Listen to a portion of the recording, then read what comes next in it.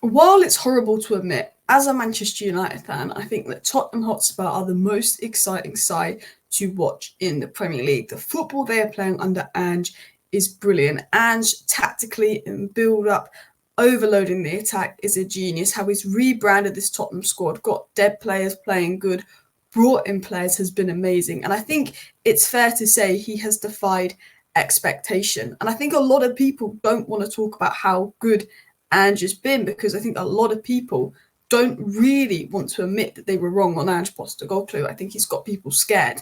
And in today's video, we're going to be going through initial reactions to Tottenham at the start of the season, what people said when Ange was first appointed. We're then going to get into how Ange has rebranded Spurs with his signings, why he's doing such a phenomenal job. And then we're going to get into Ange's tactics and talk about why Tottenham is so dangerous, because Tottenham destroy opponents in attack. It's not just about attacking football, possession football. It's about scoring as many goals as you can and destroying opposition. And at the start of the season, a lot of people, big YouTubers, were saying, oh, Ange is going to be the first sacked. Boothie predicted Tottenham 17th. Most people, like Theo there, predicted Tottenham 8th. I think I predicted them 7th. Most people were putting Tottenham between 6th and 8th place, but some people were putting Tottenham 11th, 12th, even lower, saying Ange was a stupid appointment. But I know when Ange was appointed, from speaking to people at Celtic, what a phenomenal job he had done. I actually spoke to someone who was a Celtic fan, and they said that he completely revolutionised them as well. But the initial reactions when Ange joined Tottenham Hotspur were crazy. You know, people were saying he's the first manager that's going to be sacked. A Spurs signing a Stranger Things actor as a coach. People were saying this is absolutely pathetic from Tottenham Hotspur. There was a lot of stick going about around Spurs appointing Ange, you know, pathetic. And these are the reactions to the tweet when Spurs announced Ange. From Mourinho to the Scottish Man City manager, he will be sacked soon, gone by Christmas, pathetic, you know, another 4 years trophyless. The response was negative from not just rival fans laughing at Tottenham, saying they're not going to do well, but Spurs fans. You know, Ange, you know, took over a Spurs side that finished 10th. A lot of people weren't backing him. A lot of people didn't realise how good he played at Celtic and what a great job he did at Celtic, because he wasn't this big name. And he was one of those guys, but everyone was like, nah, Ange isn't the guy. People were predicting Tottenham Hotspur to finish so low down the pitch. And I think rivals are now scared of Spurs, because Ange has come in, and in the space of 3 months, he's got them playing amazing football where they're overloading attack. They're absolutely destroying opponents. Their build-up structure is one of the best I've seen in football. James Maddison is phenomenal. And Ange is, you know, only really getting started right now. I said right now, as a rival fan, Spurs are probably the best team to watch in terms of the football they play. I'm a Man United fan. The football we play is horrible at the moment. I hate it. I'm 10 again. I want him to succeed, but it's horrible. But from just looking at it from the most non-biased perspective, I think the football that Ange Postecoglou plays is probably my favourite to watch, in the sense of he's the type of guy that would rather win a game 5-4 than win a game 1-0, 2-0. It's about goals. It's his way of winning is about completely outscoring opponents. Goals, goals, goals. And Tottenham might concede a little bit more, but Micky Van De Ven, Romero probably been one of the best, if not the best partnership in the league defensively. And you have to look at it in terms of the statistics. Tottenham are the 13th side in the Premier League to take 26 points or more from their first 10 games. And of the previous 12 sides, 11 of them finished in the top 3. And half of them went on to win the title. So, you know, Spurs very much on track for a top 3 finish, potentially a title finish. But I just think, unfortunately, Man City are inevitable. But we dive more into it as well. You look at the rebranding. You know, people can say excuses sometimes. They can say, oh, you know, Arteta needs time to bring in his manager, bring in his players. That's why he's come 8th and 8th. You know, with Ten Hag, he's playing with a lot of Ollie players, not a lot of his players.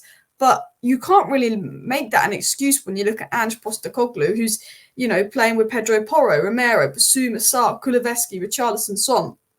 All players that he did not sign.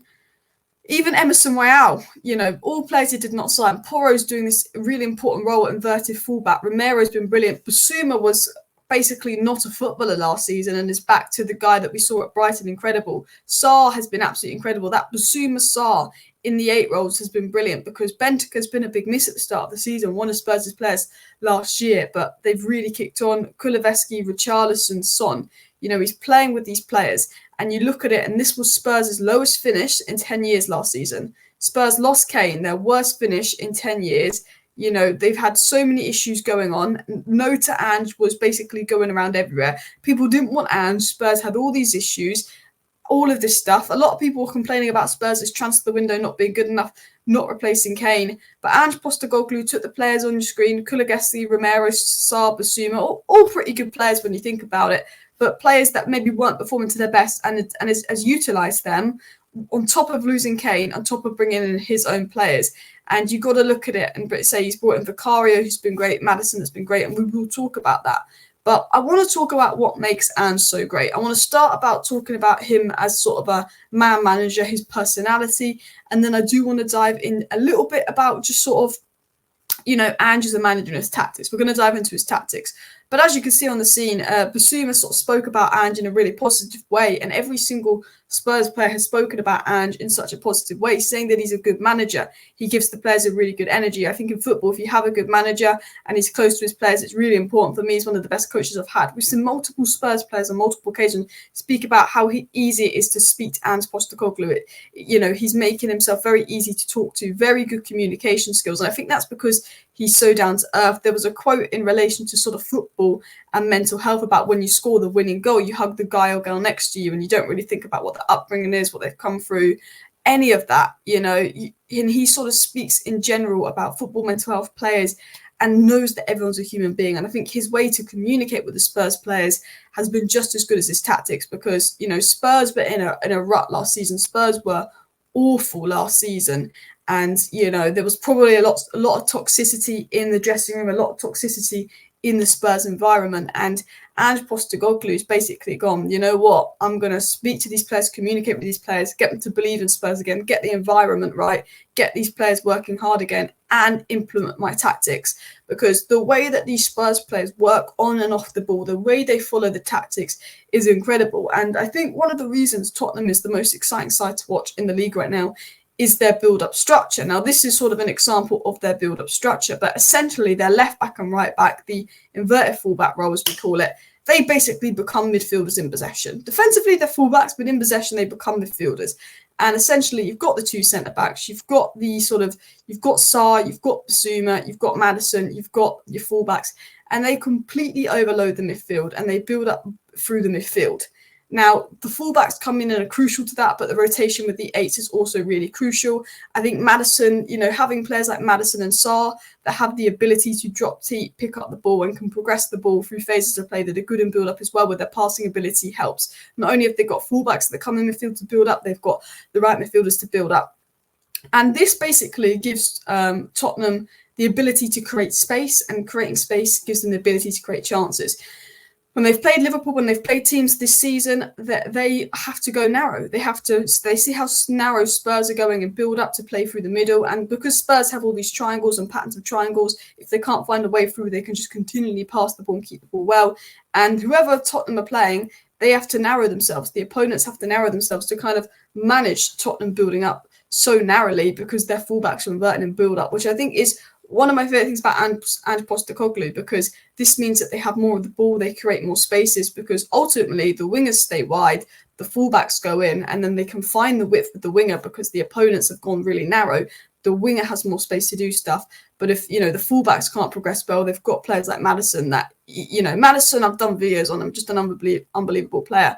And I saw this from H, and he made a really good point here, and I wanted to include this. He said Sarr and Maddison both being good in the second phase and final third players really help Spurs be unpredictable and build up. They can use the 2-8 and the two fullbacks in so many different ways. And I think this is what makes Spurs so special and unique. I think this is what makes the Spurs side so brilliant to watch, is their fullbacks can invert and, you know, be midfielders. Their fullbacks almost get in the half spaces and attack and almost become attackers at point. Their fullbacks seem to have like multiple positions, but they can rotate with the number 8. And, you know, Maddison is someone that's really great in deeper areas, picking up the ball, helps progress it forward if, you know, Spurs are struggling to build up. And gives, Maddison, Sarr give them another outlet, but also Maddison's just unbelievable in the final third. Maddison, I think, has created the most chances this season. You know, we don't need to talk about how good Maddison is in the final third, because I think everybody knows it. And this was some examples I got of Spurs' build-up to explain it to you. The highlighted player in the first one is Porro. As you can see, he's in the midfield providing an outlet.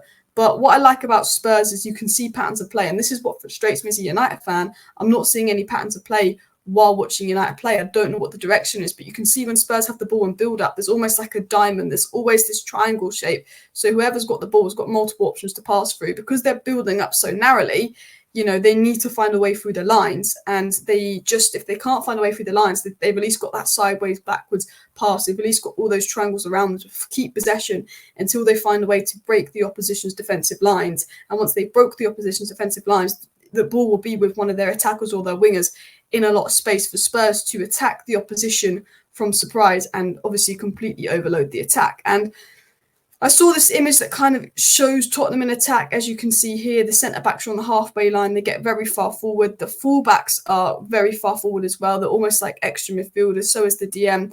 And they almost have 5 players across that front line completely stretching the width. The wingers are normally out wide.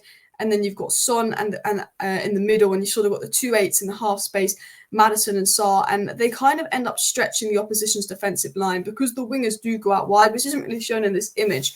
The back line becomes stretched. The defensive 4 of the opposition becomes stretched, which means there's more space to attack in between. Maddison could play that through ball into Son in between. The wingers could dribble in between. There's more space for Tottenham to create chances. And I think the reason Tottenham have almost destroyed opponents in attack is this overload of 5v4, stretching the pitch, creating space, getting into it, that they're so hard to defend against. And I think, as just someone that doesn't support Spurs, I think they're so amazing to watch because they're always attacking, they're always trying to find space, they're always trying to create something. Even if they're risking conceding a goal, they set up in quite a risky way. I just love how Tottenham are so attacking and the philosophy of Ange to just want to score goals. And I think, obviously the fullbacks go very narrow. And I don't think we've quite seen this yet because we haven't seen a lot of Brennan Johnson. But I think once Ange gets that winger in, he's going to get even better. But ultimately, the goal is, and we're seeing bits of it, is to have direct wingers that are good one-on-one so they can really utilise that wide space that they open up with their narrow build-up. And you'll have players, I'm not sure if Richarlison's the guy. Kulusevski, I think he'll improve. We know that Brennan Johnson's going to be fantastic. I really think that Brennan Johnson's going to explode at Spurs. But, they're going to have wingers that are going to be particularly dangerous as well. And for me, I think, one of the most exciting sides to watch, the fullbacks, they kind of go in, the fullbacks kind of go into the midfield, they rotate with the 8s. It's so intelligently done because if a fullback is out of position, maybe Maddison's there to cover or Sarr's there to cover. But the width at Spurs will be given by the wingers, and the width in the attack is what stretches the defence, which makes them so dangerous. Which carries on to why I think a lot of people are scared of Spurs is because they're only going to get better. He's only signed a few players. There's probably money there from Kane. He's got Maddison in, he's got Vicario in, that's been really good in build-up. Micky Van De Ven's been fantastic. Udogie's been fantastic. Maddison's been signing of the season. And I think when you look at Tottenham, you think, well, this team's only going to get better. They're only playing 1 game a week, so the players have so much more time to learn Ange's tactics and prepare for matches. This will also reduce risk of injury. I think Ange's first season, another winger, another midfielder, another centre-back, Spurs are really going to kick on. What I think I would be happy about if I was a Spurs fan is that all the signings are fitting in. I've support Man United. Mason Mount's not even playing. He keeps subbing off Amrabat. You sign them, Ten Hag. You can see the direction and the reason behind all of Ange's signings, which for me shows that the plan is working. It's not only good football, it's not only good results. The players that have been signed, you can see their role. You can see how important the new signs have been. He's getting the most out of players that weren't seen as good players under the last manager. And I think this is really the start of something special at Spurs. 1 game a week as well. I think if they avoid injury, some people say, well, they get found out. I think a lot of people want Spurs to be Spursy, so they don't have to admit they were wrong about Spurs this season. But ultimately, I think this is the start of something really special at Spurs because it's good football, good result, good manager, good tactics, good game plan. And maybe Ange might get found out a little bit and have to adapt things. But I think Ange is a very clever manager where he can adapt things. I think Ange, is only at the start of his Tottenham stuff here. And I think the 1 game a week is going to be beneficial to Spurs. And I think rivals are a little bit worried because the build-up, how they're utilising, the overloading, I think special tactic. Anyway, thank you for watching today's sort of video. It's a bit of an analysis on Tottenham Hotspur. Probably one of the most interesting sides to watch. Let me know if you enjoyed this video. Very different style with a PowerPoint. I will do more of these. Obviously, second channel, we cover Spurs, Newcastle, Arsenal, Liverpool predominantly, a little bit of Man City and Chelsea in there as well, a little bit of European football. So do subscribe down below, smash a like. Thank you for watching. See you next time. Bye.